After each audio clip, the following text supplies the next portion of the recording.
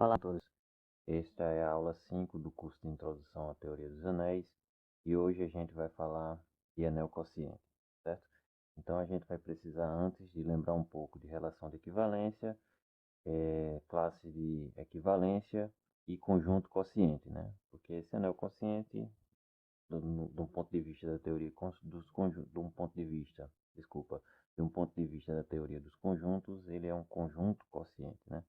Então vamos começar a aula e começar relembrando o que é uma relação de equivalência, certo? Como essa parte de teoria de conjuntos, então eu não vou demonstrar tudo que eu pôr aqui, né? Então eu vou ficar mais atento, vocês. É só uma parte relembrando, então vai ficar sem demonstração essa parte de teoria do conjunto. Quando a gente estiver passando para a relação de equivalência no anel propriamente dito, então a gente vai começar a demonstrar as coisas, certo?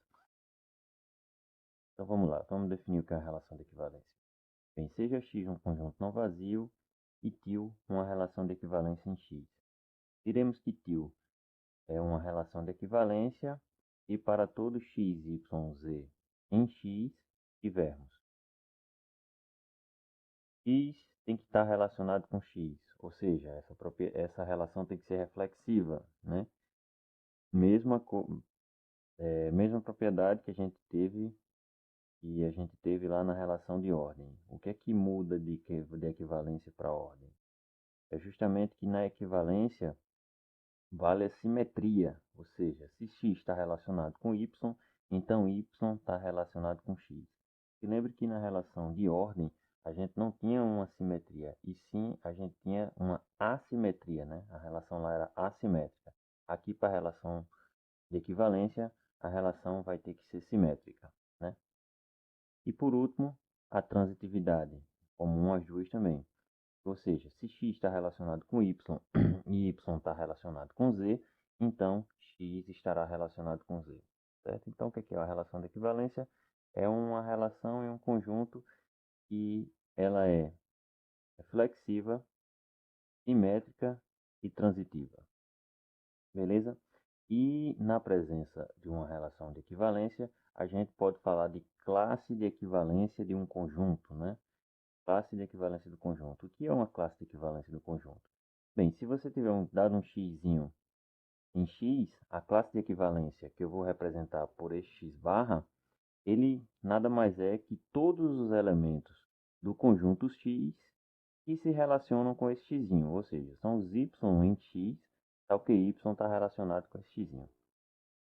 Então, dá para perceber mais ou menos o que é que a gente está querendo, qual é a pretensão de criar, qual é a pretensão de você ter um conjunto e criar uma classe de equivalência, né?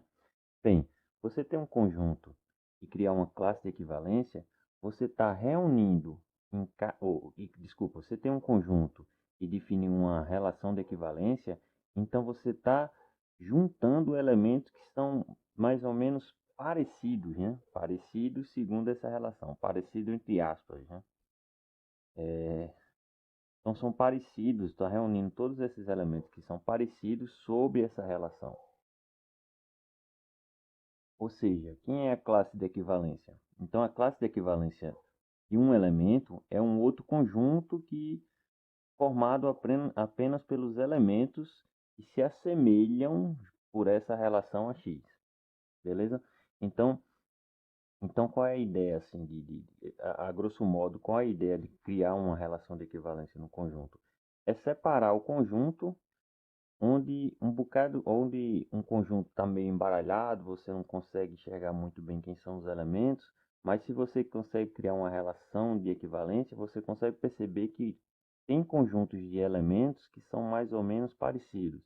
Então, esse conjunto você vai representar esses elementos que são mais ou menos parecidos, você vai representar todos eles por um único elemento que a gente vai chamar aqui de x barra, né? Então, a grosso modo, uma relação de equivalência ele meio que limpa o conjunto, né? Ele homogeneiza o conjunto, né? Deixa o conjunto mais homogêneo,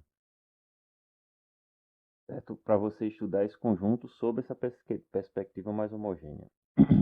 Uma coisa interessante que às vezes eu sempre falo em sala de aula é com relação a dar um exemplo prático, mais ou menos prático de relação de equivalência, é que você imagina o seguinte.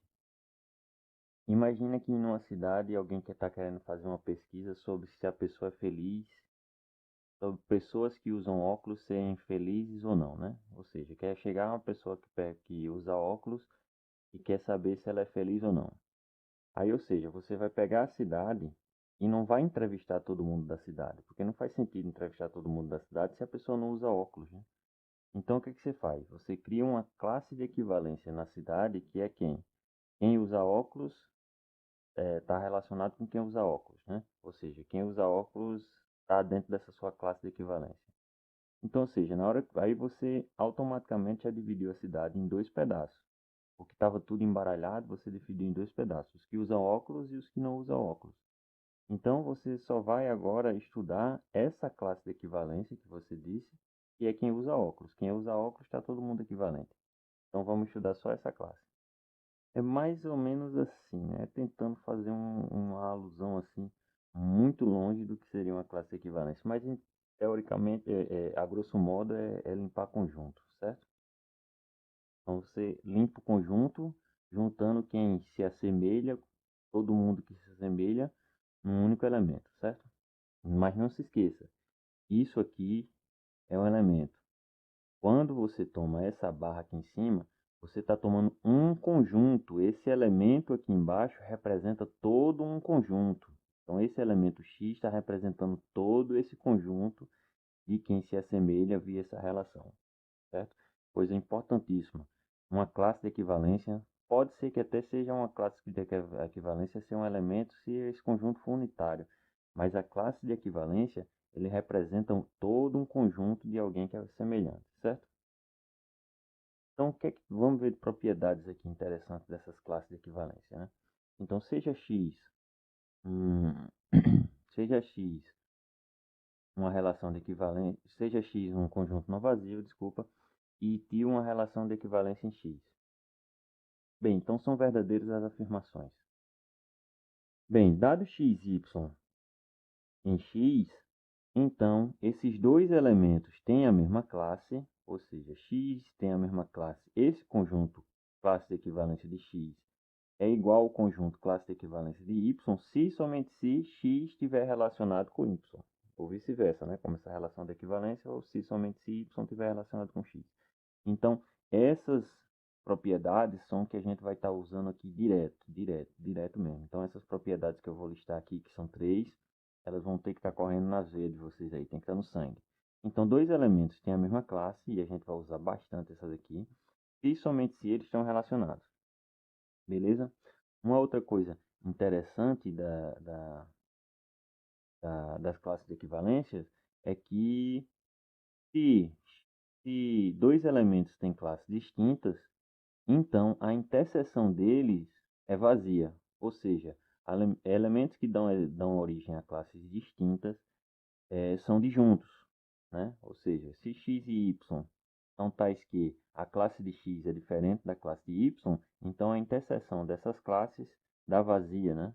É como é o que a gente fez aqui na cidade e dividiu em quem usa óculos, né? Quem usa óculos está relacionado com quem usa óculos, né? Você relacionou quem usa óculos e quem não usa óculos. Então você particionou a cidade em dois pedaços e esses pedaços são disjuntos, né? Beleza? Então, essa classe de equivalência tem uma coisa bacana que ele particiona o conjunto todinho, particiona o conjunto de forma disjunta, né? E uma terceira propriedade é que o conjunto X, certo? Ele pode ser visto como uma união disjunta, né? Esse pontinho aqui eu vou denota disjunta das classes de equivalência de um elemento, né? Dos seus elementos, né? Então, o conjunto X, ele é uma união disjunta das suas classes, né? E união disjunta porque a gente sabe que se os caras são diferentes, dão classes e tem interseção vazia, beleza? Então essas três propriedades é que vocês vão ter no sangue aí. Então dá para demonstrar? Dá, mas o foco aqui não é teoria do conjunto, então a gente fica devendo essa demonstração aí a vocês, beleza? Então, fixado bem essa definição de relação de equivalência, a de classe de equivalência e essas propriedades, então a gente dá para falar de conjunto quociente, né? E o que é um conjunto quociente? Bem, o conjunto quociente nada mais é que a coleção de todas essas classes, né? A coleção de todas essas classes, não, a coleção dessas classes é o conjunto quociente, né? Então, ou seja x diferente de vazio e, e uma relação de equivalência, o conjunto quociente de x por essa relação tio que você definiu é esse conjunto aqui, x quocientado por tio, que são justamente reunir as classes de equivalência, né? Então, o conjunto das classes de equivalência é chamado de conjunto quociente. Beleza? Então vamos ver uns exemplos aqui agora para fixar bem essas ideias de conjunto quociente. Vamos dar a relação de equivalência mais simples e sem graça que tem na teoria de conjuntos, que é quem? A igualdade, né? A igualdade ela é uma relação de equivalência, né? Por quê? Porque a igualdade já satisfaz todas aquelas três propriedades de imediato, né? Se um elemento é sempre igual a ele mesmo, né? Se um elemento é igual ao outro, o outro também é igual, né? Igualdade já, de cara já faz aquela assimetria. E a terceira, se A é igual a B e B é igual a C, então A é igual a C, né? Então é transitivo. Então a igualdade é uma relação de equivalência imediata e meio que sem graça também. Por que a igualdade é meio que sem graça? Porque se você notar, quem é a classe dos elementos que estão relacionados com qual é a classe, dado um x, quem é a classe do x? Bem, a classe do x, se lembra que são os x que estão relacionados com x, então, ou são os y que estão relacionados com x. Como a relação aqui é igualdade, eu vou procurar os y que são iguais a x. Qual é o único elemento no conjunto que é igual a ele mesmo? Só ele mesmo. Então essas classes vão ser conjuntos unitários formados pelo próprio elemento que está aqui embaixo, certo? Então, a coleção de todas essas classes é justamente o conjunto X, né? Então, quocientar pela igualdade é meio que sem graça, porque você só tem o conjunto que você já tem originalmente, né? Não mexe em nada. Então, a igualdade é um exemplo trivial de classe de equivalência, ou de relação de equivalência, que gera uma classe de equivalência em um conjunto quociente meio sem graça, né? Então vamos para uma mais interessante aqui. Então vamos agora considerar o conjunto dos números inteiros e a relação congruência módulo 3, certo? Que eu vou representar por esse congruente 3, certo? Ou seja, o que quer dizer isso? Eu vou dizer que x é congruente a b módulo 3 se, lembrando, se somente se a menos b é um múltiplo de 3, beleza? Então lembra da teoria dos inteiros, da aritmética dos inteiros, e a relação de congruência módulo 3 diz que se A é congruente a B módulo 3, A é congruente a B módulo 3, e somente se A menos B é um múltiplo de 3, certo? Múltiplo inteiro, beleza? E essa relação é uma relação de equivalência, né? Vocês já devem ter demonstrado lá, se não, dá uma relembrada lá como é que faz, e você mostra facinho que essa relação é de equivalência. Então vamos ver quem vai ser a classe de equivalência de um númerozinho x inteiro, certo? Então quem vai ser a classe de equivalência? Bem, se lembra da definição que a classe de equivalência vai ser os númerozinhos inteiros, tal que yzinhos inteiros, tais que esse yzinho se relaciona com x, ou seja, são os yzinhos inteiros, tal que y é congruente a x módulo 3. Então, como a gente já tem explícito como é que é essa relação, vamos dar uma melhorada nesse conjunto, né? Bem, então isso são os quase que não sai mais, inteiros, tais que y menos x é igual a 3 vezes k, né? Com k inteiro, ou seja, múltiplo de 3. Assim, dá para ver mais ou menos a cara, mas talvez não esteja explícito quem são esses x barras. Então vamos dar a gente não quer saber a cara desses y, né? Vamos dar uma arrumada na cara desses y. Então veja bem, passando o x para o lado de lá, para o outro lado da igualdade, a gente tem que a classe de equivalência é formada pelos y'zinhos em Z, tal que y é igual a 3k mais x com k inteiro. Perceba bem essa expressão aqui. Se você reparar, essa expressão é bem familiar. Familiar em que sentido? Lembra lá de Euclides, do algoritmo da divisão de Euclides. Olha o que está acontecendo aqui. Isso aqui, se você olhar, é a divisão de y por 3 e x é o resto. Deu para sacar? Então, olha, é a divisão de y por 3 e x é o resto. Então, ou seja, quem são as classes de equivalência de um número inteiro? Certo? Então, a classe de equivalência desse número inteiro x nada mais é que os números que deixam o resto x na divisão por um número inteiro y. Não é? Ó? Veja bem, quem é que está aqui embaixo da barra? Quem é a classe, ou seja, quem é a classe de equivalência de um x inteiro? É o resto da divisão. É o resto da divisão por 3. Ó. Quer dizer, são os números que deixam são os números que deixam resto x na divisão por 3, né? Desculpa, deixa eu só recapitular aqui, que ficou bem estranho. Então, ó, quem são se dá um número inteiro x, quem vai ser a classe de equivalência segundo essa relação módulo 3? Então, vão ser os números y inteiros que deixam resto x na divisão por 3. Tá vendo aí? Então, quem são essas classes? Beleza? Então, são os números inteiros que deixam o resto x na divisão por 3. Então, vamos calcular essas classes bem direitinho agora com um exemplo bem prático. Isso foi só para ver de modo geral como é que são as classes. Então, vamos ver como é que fica a classe para cada número dado. Então, vamos, por exemplo, ver a classe do zero. O que é a classe do zero? Se você reparar, a classe do zero, segundo aquele conjunto lá, são todos os números y que deixam resto zero na divisão por 3, certo? Então, quem é a classe do zero?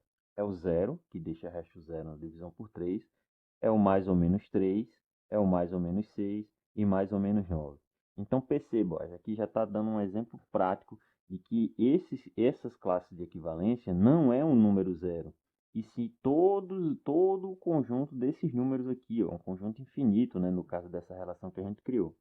Então, o zero barra, né, a classe do zero, e vez por outra eu vou chamar de zero barra, né, a classe do zero, ele é todo esse conjunto aqui formado por múltiplos de 3. Por que todo o conjunto formado por múltiplos de 3? Porque a classe do zero são os números que deixam resto zero na divisão por 3, né? Segundo aquele conjunto que a gente fez lá. Então, vamos ver quem é a classe do 1. A classe do 1 são todos os números inteiros que deixam resto 1 na divisão por 3. Então, é mais ou menos 1, mais ou menos 4, mais ou menos 7, mais ou menos 10 e assim por diante. Quem é a classe do 2? Então, a classe do 2, sucessivamente, são os números inteiros que deixam resto 2 na divisão por 3. Então, é 2, 5, 8, 11 e assim sucessivamente. Mais ou menos, né? E assim sucessivamente. Então, tá vendo aí como é que fica, como é que é da relação sobre esse inteiro? E vamos dar mais um passo. Quem seria agora a classe do 3? Ou seja, a classe do 3, eu vou estar procurando os elementos ou os números inteiros que deixam resto 3 na divisão por 3. Bem, mas se deixar resto 3 na divisão por 3, significa que dá para dividir mais uma vez por 3 e vai deixar resto quanto? 0, né? Deixar resto 0. Então, a classe do 3, né, é a mesma classe do 0. Olha que interessante, a classe do 3 é a mesma classe do 0. Então, eu tenho dois representantes distintos para a mesma classe, ó, certo? Então, e se eu fosse agora dar mais um passo? Vamos ver a classe do 4. Quem seria a classe do 4? A classe do 4, se você divide você estaria procurando os números inteiros que o resto da divisão é 4. Bem, mas o resto da divisão não pode ser 4 quando você está dividindo por 3. Se o resto da divisão for 4, então dá para fazer mais uma divisão por 3 e deixar o resto 1. Então, o 4 barra, né, a classe de equivalência do 4 coincide de novo com a classe do 1. E assim sucessivamente. Você vai ter tomando novas classes e vai vendo que não tem classes distintas. Essas classes vão ser iguais, só o representante é que é diferente, né? Mas essa classe, esse conjunto é igual a esse, só que para esse conjunto eu escolhi 0 para representar ele, e para esse conjunto eu escolhi 3 para representar ele, certo? Esse conjunto eu escolhi 1 para representar todo esse conjunto, mas eu poderia ter escolhido 4 para representar esse conjunto, certo? Então, o que é que torna de interessante essa congruência módulo 3? Se eu for colecionar só agora se eu for colecionar agora só só as classes de equivalência, ou seja, se eu for tomar o conjunto quociente dessa relação módulo 3. Então perceba que se eu tomar o conjunto quociente dessa relação módulo 3, isso é um conjunto finito formado só por 3 classes, né? Porque se eu fosse tomar outra classe do 3 aqui, é a classe do 0, então não precisa mais eu tomar a classe do 3, porque eu já reuni ela aí no 0. Beleza? Então olha que interessante. Essa relação já deixou o conjunto dos números inteiros com o passado quociente mais interessante, porque agora eu transformei o conjunto dos inteiros, reuni todo mundo que tinha resto 3 nesses 3 conjuntos, e esse conjunto agora ficou um conjunto finito, né? Então, se eu for estudar os números que deixam resto 3, eu não preciso estudar todos os inteiros, né? Eu posso agrupar eles nos que possíveis restos da divisão por 3, eu posso agrupar eles nesse conjunto aqui, certo? E enxuga o conjunto dos números inteiros a somente 3 elementos, beleza? Então, dependendo do que eu for estudar em números inteiros, é bem mais fácil estudar congruência módulo n, né? Eu acho que vocês devem ter visto alguns exercícios disso quando viram a parte de introdução, de estudando mais a fundo a aritmética dos inteiros, né? Quando falava lá de teoremas do resto, né? Essas coisas do tipo. Não teorema chinês do resto, também entre aspas, mas mais quando falava de resto, né? Quando tinha questões que envolviam o resto de determinados números, né? De números muito grandes, certo? Então, o bacana dessa congruência aí é que a gente meio que limpa, né? O conjunto quociente, a gente limpa o conjunto e deixa com a cara que a gente com a cara que a gente quer não, com a cara que a gente deseja estudar, né? Beleza? Então, fixadas essas ideias aí de anel quociente, de conjunto quociente, vamos aplicar toda essa teoria aí de conjuntos agora a um anel, né? Bem, então seja A um anel e I um ideal. Defina em A seguinte relação. Eu vou dizer que A está relacionado com B se e somente se A menos B pertence a I. Então, entendeu aí a relação? A vai estar relacionado com B se e somente se A menos B pertence a I. Beleza? Em alguns livros, eu acho que talvez vocês encontrem, essa mesma relação aqui, em vez de tio, ele tenta fazer uma analogia ao que tinha ao módulo a congruência é o módulo inteiro, né? Então acho que talvez em alguns livros você encontre isso aqui. A é congruente a B, mod I, certo? Mas eu particularmente não gosto dessa notação, porque para livro talvez seja bom, mas para aula fica meio que viciado os alunos pensar que toda hora no anel, em vez de estar trabalhando com um anel qualquer, está trabalhando sempre dentro do anel dos inteiros, né? Então eu prefiro essa daqui. A título de aula eu prefiro esse daqui, porque se livra mais daquela notação. Então A está relacionado com B se somente se A menos B pertence a I, certo? Então vamos lá. Note que essa relação é a relação de equivalência, né, no conjunto A. Por que é uma relação de equivalência? Vamos verificar que ela de fato é uma relação de equivalência. Bem, ela tem que verificar 3 coisas. Ela tem que ser simétrica, desculpa, ela tem que ser reflexiva, simétrica e transitiva. Então vamos parte por parte aqui, né? Então primeiro, bem, ela é reflexiva, né? É fato que ela é reflexiva e é fácil ver que ela é reflexiva. Por quê? A está sempre relacionado com A. Porque quando você fizer a diferença de A com A menos A, isso vai dar zero que está em I, né? Então, A está relacionado com A, pois A menos A dá zero que pertence a I. Então, a diferença de A por A é um elemento que está em I, beleza? Então, é reflexivo. Não esqueça essa relação. Daqui por diante, essa relação é que a gente vai levar para o resto do curso, inclusive. Bem, então vamos ver a simetria, né? Ou seja, vamos supor que A está relacionado com B e vamos mostrar que B também está relacionado com A, certo? Bem, mas se A está relacionado com B, o que é que diz a relação? Bem, se A está relacionado com B, isso significa que A menos B pertence a I. Bem, mas I é o ideal, e pelo que a gente viu em aulas passadas, acredito que na aula 2, a gente viu que se um elemento está no ideal, o simétrico dele também está no ideal, né? O simétrico da soma também está no ideal. Então, se A menos B está no ideal, então B menos A, que é o simétrico de A menos B, também está no ideal. Então, ou seja, se A menos B está em I, o que é que significa? Se A menos B está em I, então significa que B está relacionado com A, né? Segundo a relação aqui, certo? Não esquece essa relação, pelo amor de Deus. Beleza? Dá uma pausazinha aqui para tomar água. Eu não sei nem porque eu estou tomando água. Eu podia estar tomando cerveja aqui e vocês nem sabiam. Bem, mas tá bom. Vai água mesmo. Sim, e agora a terceira condição. Bem, a terceira condição é aquela de transitividade, né? Ou seja, se eu tiver A relacionado com B e B relacionado com C, eu vou ter que me virar para mostrar que A está relacionado com C, né? Bem, então vamos fazer isso aqui. Bem, se A está relacionado com B e B está relacionado com C, isso significa, pela definição dessa relação, que A menos B está em I e que B menos C também está em I. O que é que eu quero mostrar? Eu não quero mostrar que A está relacionado com C, né? Ou seja, eu tenho que mostrar que A menos C está em I. E aí, segundo essa expressão aqui, vai ser caixão e vela preta. Por que vai ser caixão e vela preta? Bem, porque esse elemento não está em I, esse elemento não está em I, não é?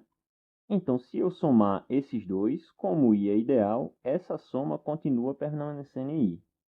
Mas aí, se você olhar e reassociar essa parte do meio, no meio aqui vai ficar menos B mais B. Qual o resultado de menos B mais B? É zero. Então, o resultado vai ser só A menos C. O resultado vai ser só que A menos C continua em I. Beleza?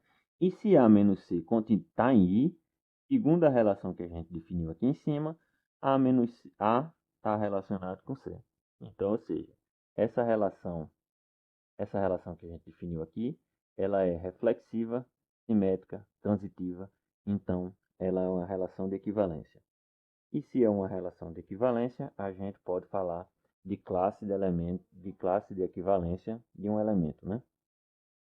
Bem, então dado um x em A, quem vai ser a classe de equivalência, né? A classe de equivalência são os elementos y, eu vou ter que trocar esse y porque eu não estou conseguindo falar y direito, não. Acho que eu vou botar w na próxima aula. Então são os y em A, tal que x menos y, ou tal que x está relacionado com y, né? Então aqui eu já comi um passo. Se x está relacionado com y, então y menos x pertence a i. Beleza? Então vamos dar uma arrumada aqui para a gente chegar a uma anotação para esse x barra aí, né? Bem, se x menos y, se y menos x está em i, isso significa que y menos x é igual a um izinho, com esse izinho vindo aqui nesse ideal, né? Então a gente não está interessado em saber como é a cara desses y, né?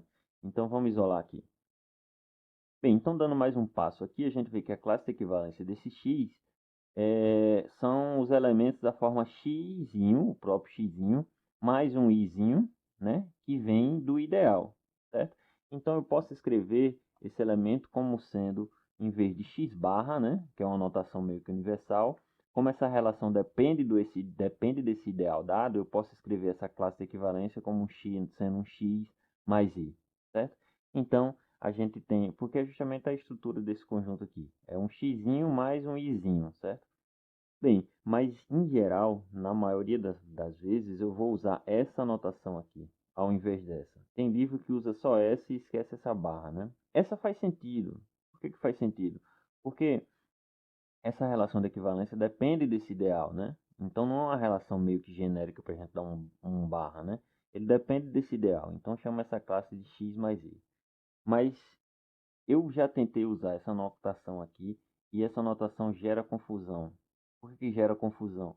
Porque o pessoal acaba achando que esse x mais y é como se eu estivesse fazendo uma operação aqui, somando x mais todo esse conjunto y. E não é, não estou fazendo x mais todo esse conjunto y. Na verdade, eu estou representando esse conjunto aqui, que a gente já viu que não é um elemento, é um conjunto, por isso aqui, né?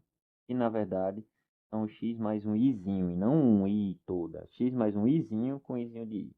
Então, eu vou usar sempre essa notação aqui, certo? Para tentar evitar confusão e achar que está fazendo uma operação aqui entre elemento e conjunto, certo? E não é verdade. Bem, agora tenham calma, olhem direitinho, vão dando pausa no vídeo se não conseguir, porque essa coisa de conjunto quociente, essa não é uma ideia muito intuitiva, né? E principalmente a primeira vez que você vê, isso aqui não é intuitivo mesmo. Eu me lembro que a primeira vez que eu vi isso aqui, meu, eu passei um bocado de tempo imaginando para que servia, achava que estava sendo só complicado e não era, mas isso é uma ferramenta sensacional, certo? Então é crucial que vocês aprendam e aprendam bem isso aqui. E já que está tendo a oportunidade de um vídeo, não é uma aula que a gente tem que correr, então vão dando pausa, olhem de novo, é, e com calma, calma mesmo, entendam cada passo aqui, certo? E se lembrem que isso aqui é um conjunto, não é um elemento, certo? Então, eu escolhi esse elemento que está embaixo da barra para representar todo esse conjunto que está aqui, x barra, beleza? Bem, então dessa forma, quem vai ser o conjunto quociente? Agora, essa notação é que eu vou seguir. Em vez de ficar A sobre tio qualquer, como essa relação depende do I, eu vou falar A quocientado por I, né? Então, quem é A quocientado por I? Então, são x barras, que eu posso usar ou tanto x barra ou x mais I, com o x vindo de A, né? Então, são a coleção das classes de equivalência de um elementozinho. Beleza? Bem, mas a gente quer dar, como o título ali do slide é anel quociente, a gente quer dar uma estrutura de anel para esse conjunto. Então, a primeira coisa para dar a estrutura de anel é definir duas operações aí, né? Tem que definir uma soma e um produto, né? Então, se eu pegar duas classes de equivalência, se lembre, não estou pegando dois elementos no anel A, eu estou pegando duas classes de equivalência no conjunto quociente a por i. Então, isso aqui é um conjunto que eu representei por esse x. Isso aqui é um conjunto que eu representei por esse y. Beleza? Então, como é que eu vou fazer a soma desses dois conjuntos? Bem, a soma desses dois conjuntos não dá para definir, né? Fica um negócio estranho, né? Como é que você vai somar dois conjuntos, né? Então, até tem, mas talvez não fosse legal. Então, como é que a gente faz essa soma desses dois conjuntos?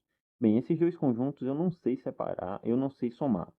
Mas eu sei somar o yzinho com o xzinho, né? Porque o yzinho só e o xzinho só também são elementos. O xzinho sem a barra e o yzinho sem a barra são elementos no anel, então eu sei somar. Então, como é que eu faço para somar os dois? Eu simplesmente somo x com y e tomo a classe de equivalência desse elemento x com y, né? Então, a grosso modo, o que é que eu estou fazendo? A soma desse conjunto e a soma desse conjunto é esse outro conjunto, que é o conjunto x mais y somado a sua classe de equivalência. Beleza? Então, eu uno meio que essas barras num canto só. Agora, perceba que aqui eu estou somando classes, né? E aqui, aqui embaixo desse outro lado, eu estou somando x mais y e aí tomando a classe deles. Beleza? Então, embaixo da barra aqui é uma soma que eu conheço, que é a soma do anel. Beleza? E como é que eu vou fazer o produto? O produto eu vou fazer inteiramente análogo. Eu não sei quem é o conjunto x barra vezes o conjunto y barra, mas eu sei quem é o conjunto x vezes y. Então, ou seja, o conjunto x vezes y é o x vezes y tomada a classe dele. Beleza? Qual é o problema da definição dessa soma e a definição desse produto?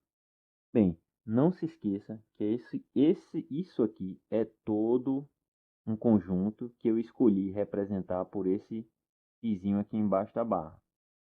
Todo esse conjunto é um conjunto muito grande, provavelmente muito grande, que eu escolhi representar por esse yzinho. Então, se eu trocar o representante dessas classes, será que essa soma continua sendo igual? Se eu trocar o representante dessa classe, será que esse produto continua sendo igual? Ou seja, se você imaginar lá como a gente fez a relação de congruência módulo 3, a gente viu que 1 barra é a mesma coisa do 4 barra e que o 2 barra é a mesma coisa do 5 barra. Então, eu somar 1 barra mais o 2 barra é a mesma coisa de somar o 4 barra com o 5 barra, né? Ou seja, dois caras que estão na mesma classe, eu só troquei o representante e espera que essa soma seja a mesma. Aí essa soma vai ser a mesma, né? Essa coisa aqui está bem definida, né? Bem definida nesse sentido. Que se eu trocar os representantes, ou seja, aqui eu podia representar por qualquer outro número, né? Ou qualquer outra coisa, desde que tivesse relacionado com x. Então, se eu trocar o representante, continua valendo, né? Então, essa é a questão. Para que essa coisa esteja bem definida, quando eu trocar os representantes, o resultado tem que permanecer o mesmo. E é isso que a gente vai fazer no próximo slide, certo? Então, o que é que a gente vai fazer? A gente vai pegar x, y, z e w, tais que x, a classe do x é a mesma classe do z, a classe do y é a mesma classe do w. Ou seja, eu estou pegando o mesmo conjunto, só que agora eu estou trocando o representante, né? Então, estou pegando o mesmo conjunto, só que agora eu estou trocando o representante. E o que é que a gente quer mostrar? A gente quer mostrar que o resultado do jeito que a gente fez a soma e produto, ele continua igual, ou seja, que o x mais y barra tem que ser o mesmo conjunto que o z mais w barra. E que o x vezes y barra tem que ser o mesmo conjunto que o z vezes w barra, certo?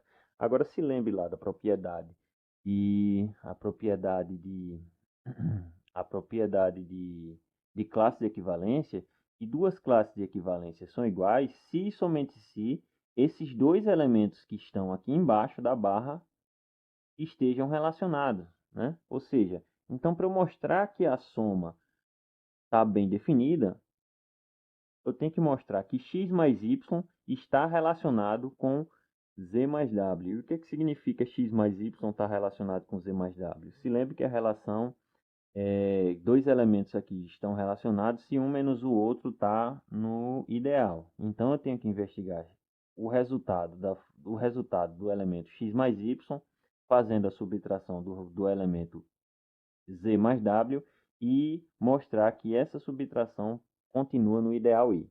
Beleza? Então, é isso que a gente vai fazer. Então, vamos investigar quem é essa diferença. Se essa diferença estiver no ideal i, então automaticamente significa que esse elemento está relacionado com esse, e se esse elemento está relacionado com esse, as classes deles são iguais. Beleza? Então vamos dar uma olhada melhor para esse elemento e reassociar essa soma aí maliciosamente para dar o que a gente queria, né? E não se esqueça a todo tempo que o x barra tem a mesma classe do z barra e que o y barra tem a mesma classe do w barra, certo? Então, olhando essas classes serem iguais, a gente já dá para perceber maliciosamente aqui como é que eu vou reassociar essa soma, né? Como é que eu reassocio? Eu reassocio ela exatamente dessa forma. Por que eu reassociei dessa forma? Vamos olhar agora essas parcelas separadas. Olha essa primeira parcela, x menos z, certo? Onde é que está essa parcela x menos z? Muito bem, essa parcela x menos z está no ideal i. E por que essa parcela x menos z está no ideal i? Foi chute ou da onde é que você tirou? Exatamente, você tirou daqui do fato que a classe do x é a mesma classe do z. E se a classe do x tem a classe do z, isso significa que x está relacionado com z. E o que significa x está relacionado com g? E x menos z pertence ao ideal i. Então, ou seja, essa primeira parcela aqui está no ideal i. E essa outra parcela aqui? Inteiramente análoga, né? Porque, ó, aqui ficou y menos w. Mas você, ó, olha aqui para cima. Se você olhar, a classe do y é a mesma classe do w. Então, ou seja, y está relacionado com w. Se y está relacionado com w, significa que y menos w pertence a i. Então, veja só como é que ficou essas parcelas. Essa parcela ficou, essa primeira pertence a i, essa segunda pertence a i. Então, como i é ideal, a soma dessas duas parcelas vai ter que estar no ideal i. Então, olha o que você acabou de mostrar. Acabou de mostrar que esse elemento aqui, menos esse elemento aqui, ele pertence ao ideal i. Se esse elemento menos esse elemento pertence ao ideal i, significa que eles estão relacionados segundo aquela relação de equivalência que a gente deu lá. E se eles estão relacionados, eles têm a mesma classe. Então, a gente acabou de mostrar que a soma ela está bem definida, né? Ou seja, se eu trocar os representantes, né? Troquei os representantes, a soma ainda continua originando o mesmo conjunto. Beleza, pessoal? Isso aqui é um padrão que vai ser seguido mais ou menos para ver essas coisas de classe de equivalência, certo? Então prestem bem atenção como é que eu estou fazendo essas contas, estou fazendo bem devagarzinho, explicando como é que cada passo, certo? Então vamos olhar. Qual é a segunda parte agora? Bom, a soma está bem definida. Produto tem que estar bem definido. Então, isso aqui tem que ser atendido. O que é isso aqui ser atendido? Significa, e lembre-se de novo da propriedade, que dois elementos têm a mesma classe, e somente se eles aqui embaixo estão relacionados. Então, a gente tem que mostrar que x vezes y está relacionado com z vezes w. E o que é mostrar que x vezes y está relacionado com z vezes w? É investigar se x vezes y menos z vezes w está no ideal, né? Então, de forma análoga, vamos investigar quem é essa subtração aqui, beleza? Aí, essa subtração aqui tem um pulinho do gato para fazer aparecer o que eu quero, né? Qual é o pulo do gato que eu vou para fazer aparecer o que eu quero? É somar zero, mas somar zero de uma forma adequada, né? Maliciosamente aqui, eu somo zero da forma zy menos ey mais ey. Por que eu somei dessa forma? Porque se você perceber, ó, y aparece aqui à direita, y aparece aqui à direita. Z aparece aqui à esquerda, Z aparece aqui à esquerda. Então, o que a gente pode fazer? Pôr esses caras em evidência. Mas só atentando a um cuidado. Aqui eu estou sobre um anel qualquer. Não falei que o produto ele é comutativo, certo? Então, tem que ter cuidado na hora que for aparecer aqui esse produto, certo? Porque, ó, y está à esquerda, y está à esquerda. Então, dá para pôr em evidência y à esquerda. Por isso que eu falei maliciosamente, porque maliciosamente eu tinha que botar zy, não YZ, né? Se pudesse YZ, talvez desse uma continha aqui meio ruim, mas como aqui está sendo feito para dar certo, né? É vídeo, é feito para dar certo, então a gente já somou maliciosamente esse pedaço aqui que dá certo, beleza? Então, ó, atenta. Apareceu a esquerda, então em evidência a esquerda. Apareceu a direita, então evidência a direita, desculpa. Apareceu a esquerda, então evidência a esquerda, porque a distributividade ela tem que manter essa ordem aqui de cima. Beleza? Mas, de novo, eu acho que você não é Dory e vai se lembrar que esse elemento aqui tem que estar em I. Por que ele tem que estar em I? De novo, por causa que a classe do X é a mesma classe do Z. E esse elemento aqui tem que estar em I, por quê? Porque a classe do Y é a mesma coisa do classe W. Ah, professor, mas tem esse Yzinho aqui que está multiplicando e eu não sei nem de onde ele vem. Ó. Bem, mas você está pegando uma coisa que está no anel e multiplicando por alguma coisa que está no ideal. Então, o resultado de toda essa parcela aqui tem que estar no ideal, lei da absorção. Mesma coisa para esse lado de cá, certo? Tem que estar no ideal. E olha, perceba que aqui eu estou falando ideal. Então, se eu estou dizendo que peguei um ideal, se lembra que ideal é ideal à esquerda e à direita, né? Então, esses produtos aqui sempre vão cair em I. Então, olha, você está somando uma coisa que está em I com outra coisa que está em I. Como I é ideal, e isso está no ideal. Beleza? E olha o que você acabou de mostrar. Não se perca não. Volta aqui, preste atenção. O que é que você acabou de mostrar? Que x menos y menos z menos w, o resultado dessa subtração está em i. Se o resultado dessa subtração está em i, significa que xy está relacionado com zw. Se xy está relacionado com zw, isso significa que eles têm a mesma classe. Né? Então, por mais que você troque o representante da classe, né, tanto a soma como produto ela permanece a mesma. Então, a gente já deu a gente já falou, já deu um meio que já deu quase um passo para dar a estrutura de anel a esse conjunto quociente por um ideal, né? Então aí a gente finaliza para dar essa estrutura de anel, exibindo quem é o elemento neutro, né? E quem é o elemento simétrico da soma, né? Então seja A um anel e I um ideal. Com as operações citadas acima, né? Com essa soma de produto que a gente definiu, o conjunto A quocientado por I é um anel cujo elemento neutro é esse zero barra. Já já a gente dá uma olhadinha quem é esse zero barra. E o simétrico aditivo, ele é simplesmente tomar a classe do simétrico desse Azinho que está aqui embaixo da barra. Beleza? E esse anel a gente chama de anel quociente, certo? Esse anel a gente vai chamar de anel quociente de A por I.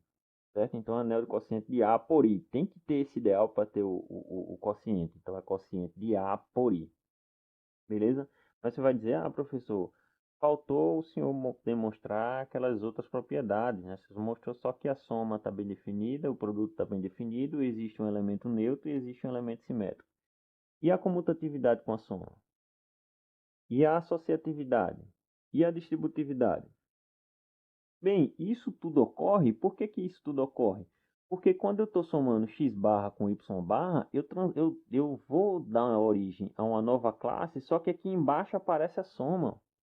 Então a soma aqui embaixo é no anel, né? Então x, a classe do x mais y é a mesma classe do y mais x, né? Porque aqui embaixo tá só. É bom que às vezes até aponto na tela, aí me lembro que tem que botar o mouse, porque senão vocês não veem.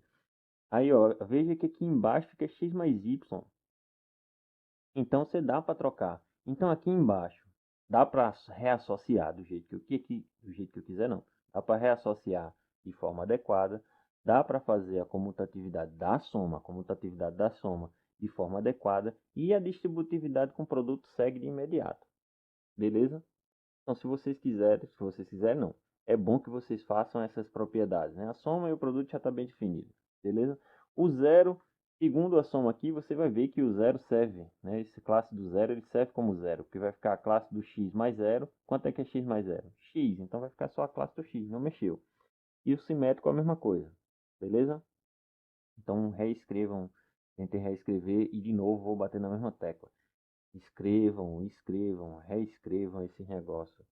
Se possível, reescreva essa definição. Aliás, de falar em reescrever, vocês estão tomando nota de alguma coisa? Eu acho que, não sei, eu acho que seria bom. Pelo menos eu gosto de escrever, não sei vocês. Se vocês conseguem aprender só vendo, tá melhor ainda. Beleza, pessoal?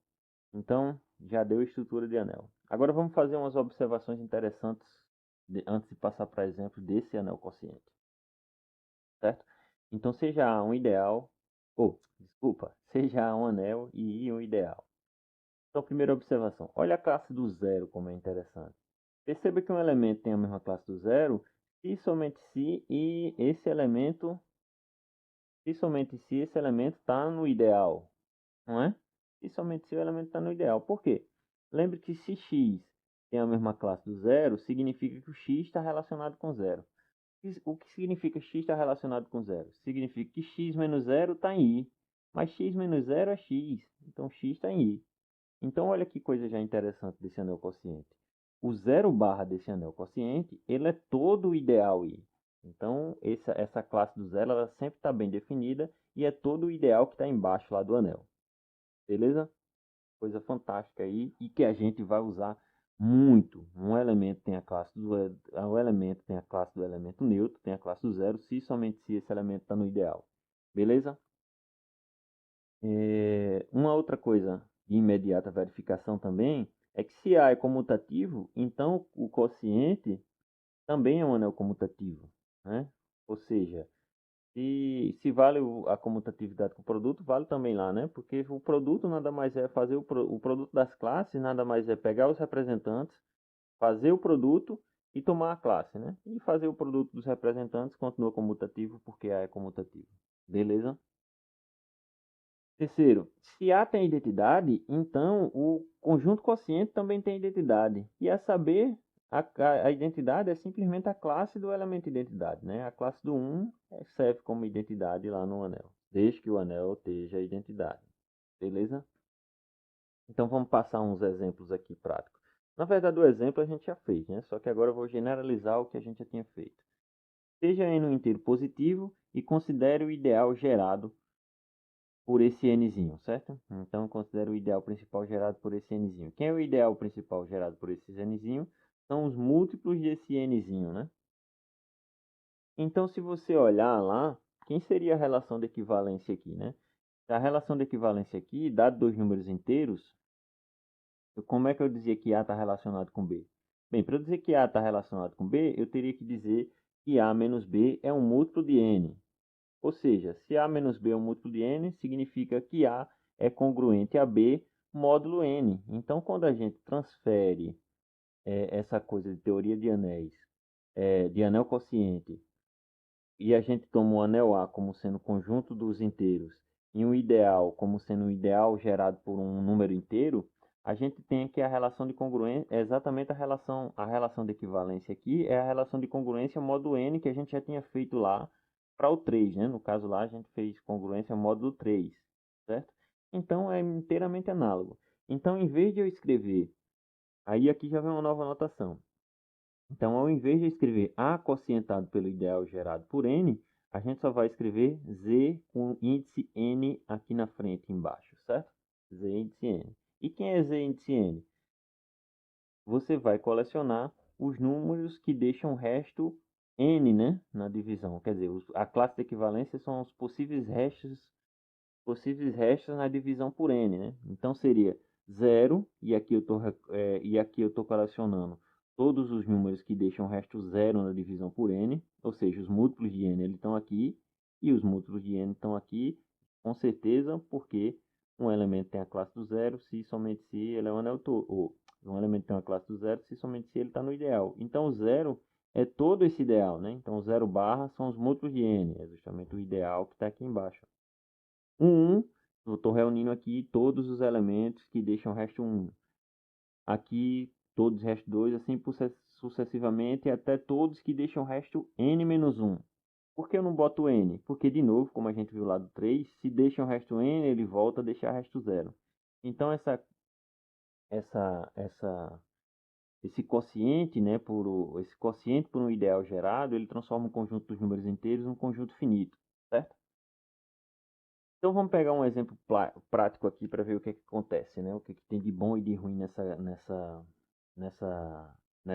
conjunto quociente do inteiro.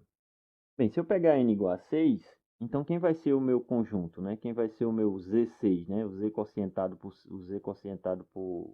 pelo ideal principal gerado por 6. Quem é o Z6?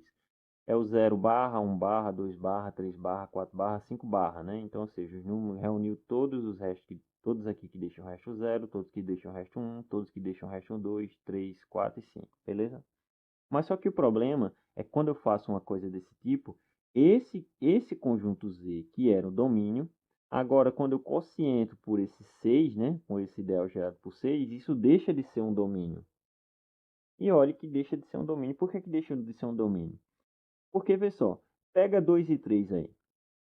Pega 2 e 3. Se você olhar, vamos fazer do jeito que a gente fez as contas. Quem é a classe do 2 barra vezes o 3 barra? Bem, é só pegar a barra do 2 vezes 3, né? Bem, mas a barra do 2 vezes 3 é a barra do 6. Aí se lembre que se deixa resto 6, deixa resto 0. Então, isso tem a classe do 0. Então, veja, ó, isso aqui deixou de ser um domínio 0, um domínio, mas quocientado pelo ideal gerado por 6 deixa de ser domínio, porque você arrumou dois caras que são diferentes da classe do elemento nulo, cujo produto deu a classe do elemento nulo. Beleza? Mas olha, tá, aí essa coisa só fez ruim dos inteiros, né? Tu tá a todo momento dizendo que isso aí era uma coisa boa, tal, que selecionava o conjunto, que tal, e dava uma coisa melhor para você estudar. Aí você acabou meio que retrocedeu, você meio que retrocedeu, né? Você tinha uma estrutura boa, que era um domínio, né? Uma coisa mais refinada, e aí quando conscientou, tirou essa propriedade de dizer que era um domínio. Bem, mas não é só coisa ruim que acontece. Acontece coisa muito boa, por exemplo, essa proposição. se eu trocar aquele 6 agora e pôr um número primo qualquer, esse z quocientado pelo ideal principal gerado por P, ele evolui de domínio e passa a ser corpo. Olha que interessante. Se P é um número primo, então o quociente desse anel é um corpo. Olha que bacana. Vamos demonstrar isso aí, essa evolução de Z, desde que eu quociente ele por um ideal gerado por um número primo, beleza? Bem, então a gente tem que mostrar que Z é um corpo, né? E se você não lembra, vá assistir lá a primeira aula para ver qual é a definição do corpo. Bem, mas a grosso modo, a gente tem que mostrar que Z quocientado por P é um anel comutativo com identidade e que todo elemento nulo tem um inverso multiplicativo. Preciso mostrar que ele é muito comutativo? Não, porque pela observação, se um anel é comutativo, então quocientar ele por um ideal continua deixando um anel comutativo. Que é o caso. Z é comutativo, então se eu quocientar ele pelo ideal gerado por P, ele continua anel comutativo, certo? E, de novo, se tem identidade, o quociente tem identidade. Z tem identidade, então quocientar pelo ideal gerado por P também continua tendo identidade. Então só basta mostrar que todo elemento não nulo tem o inverso multiplicativo, certo? Só um minuto para tomar água. Pronto. Então vamos lá. Então o que é que a gente tem que fazer? Tem que pegar um elemento não nulo, né? Então o Z ficou errado. E agora? Então você tem que pegar um elemento em Z quocientado por P não nulo, né? Ou seja, Z asterisco. Bem, e se ele é não nulo, ele tem a classe diferente do zero. E agora a gente vai ter que se virar para mostrar que esse cara tem um inverso multiplicativo. Beleza? Só pegando ele não nulo e a gente vai ter que se virar para mostrar que ele tem um inverso multiplicativo. Como é que eu vou mostrar isso? Bem, se lembre lá da observação da classe do elemento nulo, né? Se esse cara não tem a classe do elemento nulo, significa que ele não está no ideal que eu estou quocientando, né? Aqui não é o ideal quocientado pelo ideal gerado por P. Então, se ele tem a classe não nulo, significa que esse x sem a barra, o elemento x, ele não está no ideal gerado por P. Ou seja, ele não é um múltiplo, ou seja, ele não é um múltiplo de P. Ou seja, P não divide ele. Beleza? E se P não divide ele, então o que é que acontece entre o MDC desse x que não divide P e P? Muito bem, o MDC desses caras tem que ser 1, beleza? E se o MDC desses caras tem que ser 1, aí lembre lá dos seus estudos sobre a aritmética dos números inteiros, que se o MDC entre dois caras é 1, o que é que acontece? Identidade de Bezout, né? Bezout não é de besurado não, né? É Bezout mesmo, o nome do cara era Bezout.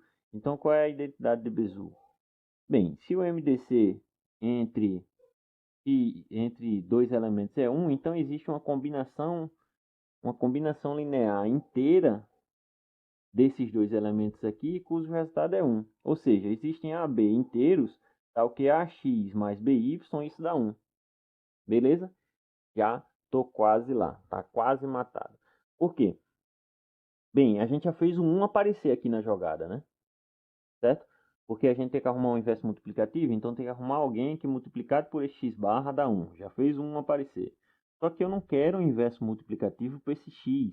Eu quero um inverso multiplicativo para esse x barra, né? Então, como eu já fiz um aparecer aqui, qual é o próximo passo? Todos esses números aqui não são números inteiros, então eu posso tomar a classe de equivalência de todo mundo, né? Então eu vou e tomo a classe de equivalência de todo mundo. Beleza? Mas se lembre que a classe de equivalência, com a soma, a gente pode quebrar essa classe de equivalência, né? Então, a gente quebra essa classe de equivalência dessa forma. Então, ficou a classe de equivalência de AX, a classe de equivalência de BP e a classe de equivalência de 1. Opa, então 1 barra já está aparecendo aqui. Beleza? Mas dá só uma espiada nessa segunda parcela aqui, ó. Certo? O que que acontece com essa parcela aqui quando eu tomo a barra? E aqui embaixo perceba que está BP, né? Então aqui está um múltiplo de P. Se está um múltiplo de P, significa que esse BP está no ideal gerado pelo P. Se esse BP está no ideal gerado por P, ou seja, está no ideal aqui de baixo, quando eu tomo a classe de equivalência de um cara que está no ideal, ela faz o quê? Zero, exatamente. Vocês estão muito bons de memória. Eu acho que não estão dando nem pausa, não está dando nem pausa para voltar, para saber como é o resultado. Então, vê só. Então, isso aqui zera. E quando eu zerar isso aqui vai zerar, então vai ficar só essa parcela aqui. E aí é caixão e vela preta, né? Porque quando ficar isso aqui zera, fica só essa parcela. E se lembre que a propriedade também quebra aqui, né? Então vai ficar A barra X barra igual a 1. Olha o que agora que você acabou de fazer. Você pegou um X barra, diferente do zero, e acabou de mostrar que existe uma barra, e eu multiplicando por esse X barra dá 1. Então, ou seja, esse elemento não nulo apresentou um inverso multiplicativo. Então, esse ZP é corpo. Beleza? Então, esse quociente aí por um número primo transforma o conjunto dos números inteiros em um corpo. Beleza? Então, vê só. Para finalizar a aula, eu vou finalizar com esse resultado. Se lembra lá que eu disse que ideais primos e maximais eles dão estruturas ricas na hora que a gente está falando de anel quociente? Bem, então agora é o momento da gente ver essa estrutura rica que dá, certo? Então, seja um anel comutativo com identidade e I um ideal próprio em A. Então, I é um ideal primo se e somente se o quociente de A por I é um domínio, beleza? E I é um ideal maximal se e somente se o quociente de A por I é corpo. Então, tá vendo esse anel quociente aí? Ele dá a estrutura. Sim, como eu falei, se o ideal é primo, ele daria uma estrutura bacana, uma estrutura boa sobre o anel quociente, quando a gente pensa falar. E se o ideal é primo, ele também dá uma estrutura bacana. Então, vamos à demonstração e vamos fazer o 1 e depois são duas equivalências. Então, a gente vai fazer o I e depois o 2I. Beleza? Então, Bem, primeiro eu vou fazer a ida, certo? Vamos mostrar I e a ida. Qual é a ida? É supor que I é um ideal primo. Então, supondo que I é um ideal primo, eu vou mostrar que A por I é, é um domínio, né? Ou seja, o que é que precisa de A por I ser domínio? A por I, para ser domínio, ele tem que ser um anel comutativo com identidade, certo? Mas, bem, A já é um anel comutativo. Então, o quociente já é comutativo, que a gente viu pela observação. A já tem identidade, então o quociente já tem identidade, como a gente viu já da observação. Então só basta mostrar que o produto de dois, se o produto de dois números der zero nesse conjunto A, produto de dois números nesse conjunto A der zero, então obrigatoriamente ou um é zero ou o outro é zero. Bem, mas não esqueça que aqui você está tomando uma barra, né? Então a gente tem que pegar um x, y em A, tal que o x barra e o y vezes o y barra dá o zero barra. E o que é que a gente tem que fazer? Tem que se virar para mostrar que ou esse x barra é o zero barra ou esse y barra é o zero barra. Bem, mas aqui se lembre que esse x barra vezes o y barra a gente pode reunir numa barra só e ver que x vezes y barra é igual a zero barra. E relembrando, voltando a usar aquela propriedade, que um elemento tem a classe do zero se e somente se o quê? Esse elemento tem a classe do zero se e somente se o que aqui embaixo tem que estar no ideal. Então, ou seja, x vezes y tem que estar no ideal. Bem, mas não se esqueça da hipótese aqui sobre essa ida, que esse i é um ideal primo, né? Se esse i é um ideal primo e você arrumou dois elementos que o produto cai nesse ideal primo, qual é o resultado? O que é que a gente pode concluir? Muito bem, a gente pode concluir que o x está em I ou y está em I, segundo a propriedade de ideal primo, né? Se um cara é ideal primo, o cara é do ideal primo quando o produto de dois elementos caindo nele, ou um tá, ou o outro tá. E aí, o que que você quer fazer? Você quer mostrar que esse x barra é zero, ou esse y barra é zero. Então, com essa expressão aqui, foi caixão e vela preta no que a gente queria. Por quê?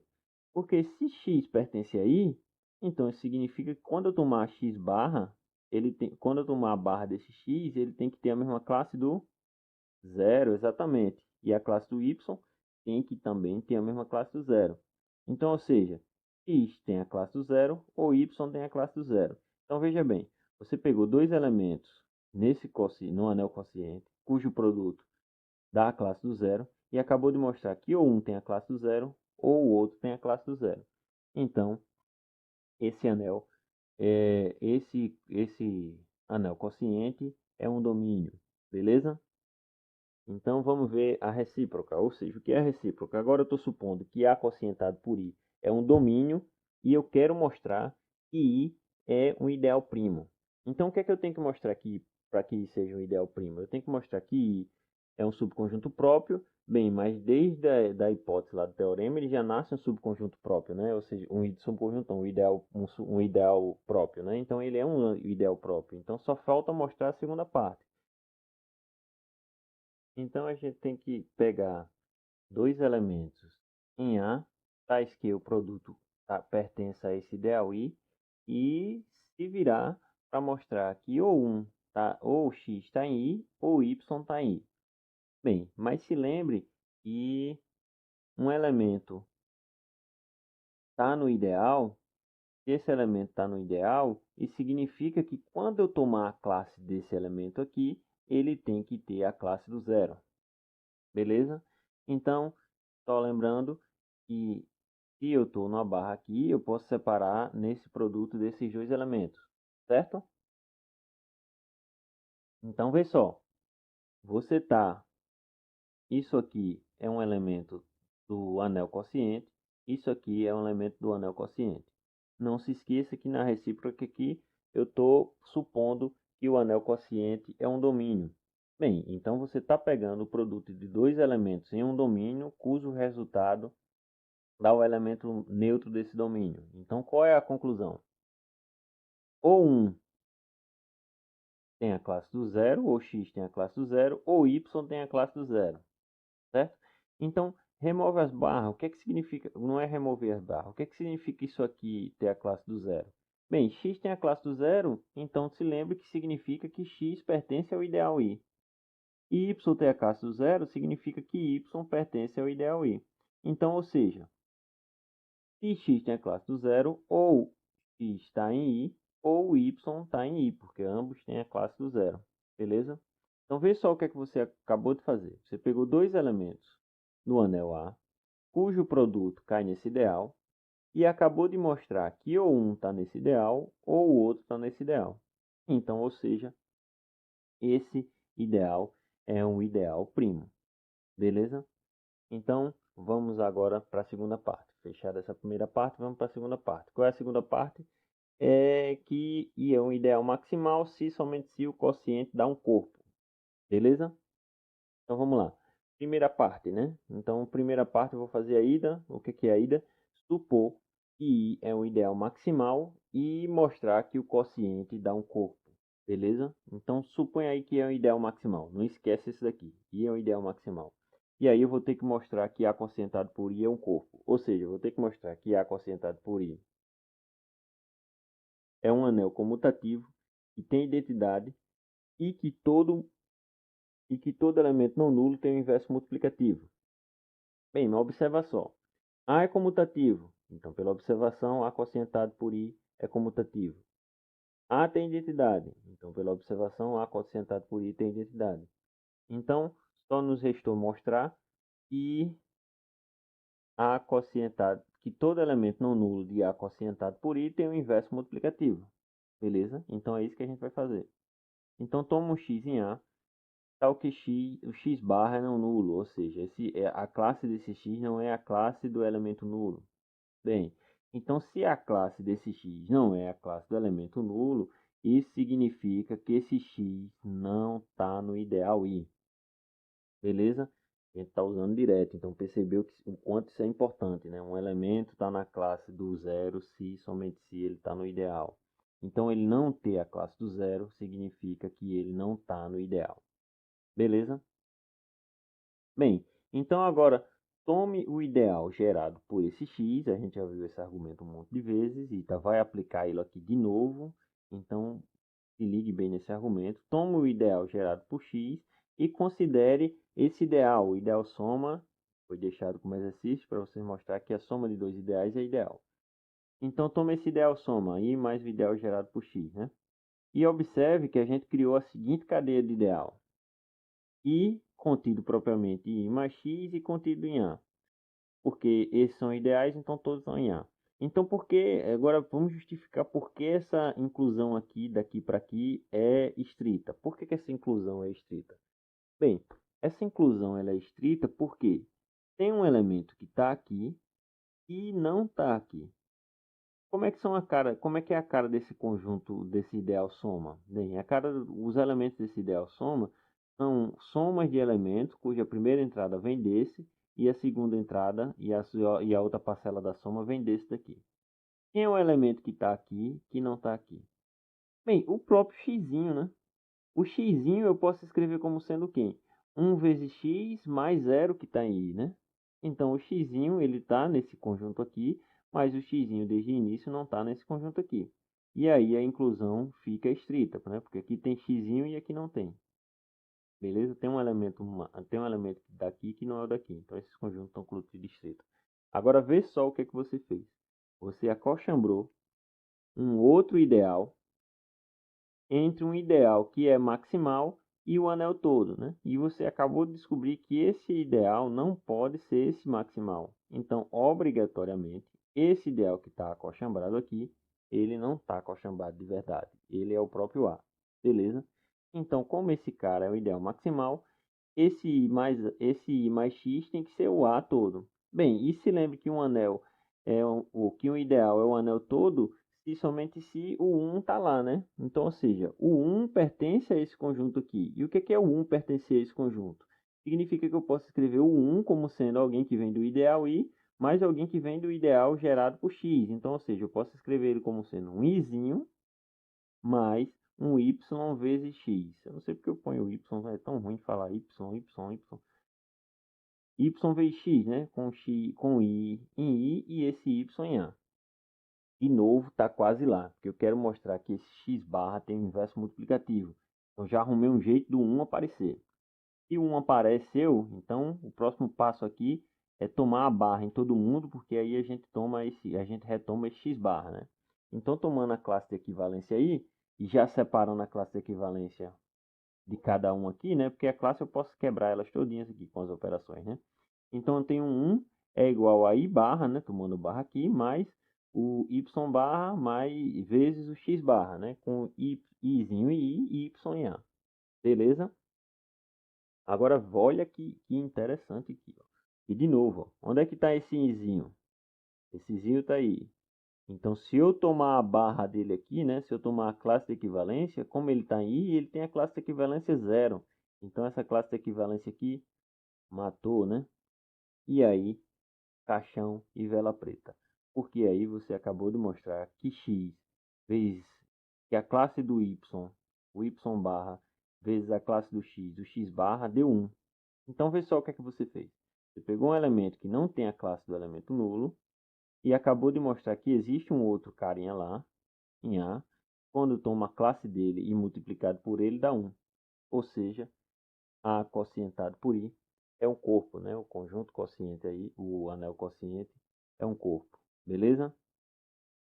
Então, portanto, esse A quocientado por I é um corpo. Então, reciprocamente, vamos agora mostrar a recíproca.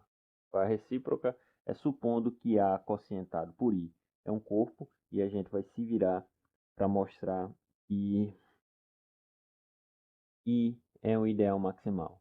Bem, então para mostrar que I é um ideal maximal, eu tenho que mostrar duas coisas. Primeiro que I é o ideal próprio e que I é o maior ideal que está contido em A, né? Está contido propriamente em A, ou seja, não tem como acochambrar mais nenhum outro ideal lá entre esse ideal I e o anel todo.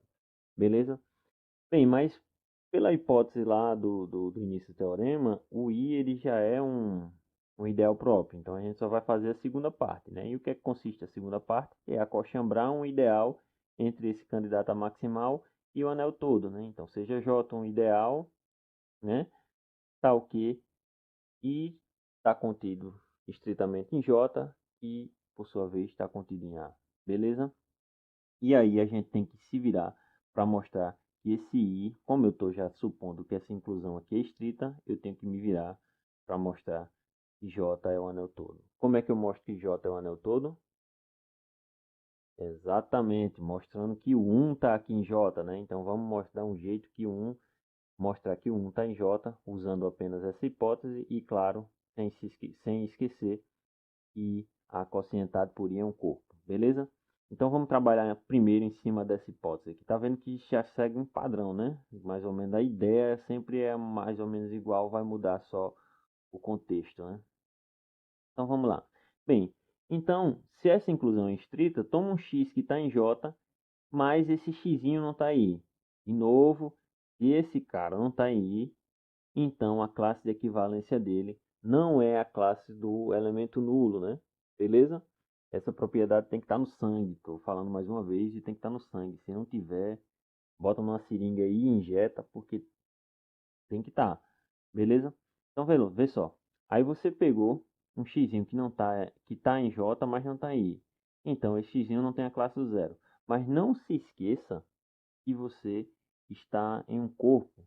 Então, se você tem um elemento não nulo, isso significa que tem um y em A, tal que a classe desse elemento, que é lá em A quocientado por I,